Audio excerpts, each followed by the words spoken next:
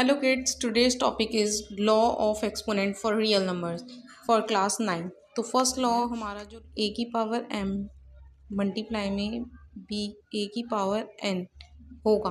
Base same है, powers different है, तो पावर्स ऐड हो जाएंगी। और यही इसका रिवर्स होता है कि बेस डिफरेंट होती है, पावर सेम होता है, तो हमारा बेस बेस मल्टीप्लाई हो जाएगा और पावर सेम रहेगी। अगर पावर m है तो m ही रहेगी। यही अगर हमारा सेकंड थर्ड लॉ है कि अगर ये डिवाइड होता है, अगर मल्टीप्लाई की जगह डिवाइड हो जाता है तो पावर सब्ट्रैक्ट हो जाती है, यानी कि a की power m divided by b की power n, then it will be divided m minus n।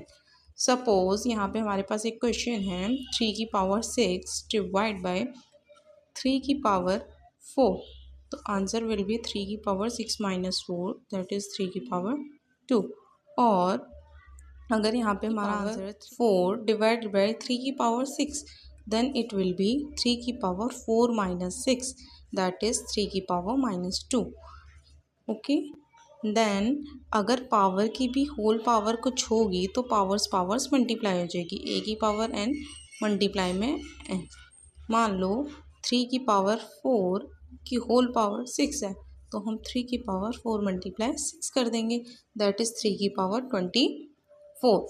Now fifth law of exponent is a की पावर -1 है, इट विल बी, अगर पावर माइनस में होगी तो हम बेस को रेसिप्रोकल कर देंगे, यानी कि a का रेसिप्रोकल क्या हो जाएगा 1/a। पावर जो होगी वो वही रहेगी। अगर यहाँ पे हमारी पावर m है तो यहाँ पे पावर m हो जाएगी, बट ये पॉजिटिव में कन्वर्ट हो जाएगी। अगर किसी की भी पावर 0 होती है तो उसकी वैल्यू 1 होती है। जैसे कि अगर 6 की पावर 0 है तो उसकी वैल्यू 1 मानी जाएगी। Here are the laws of exponent.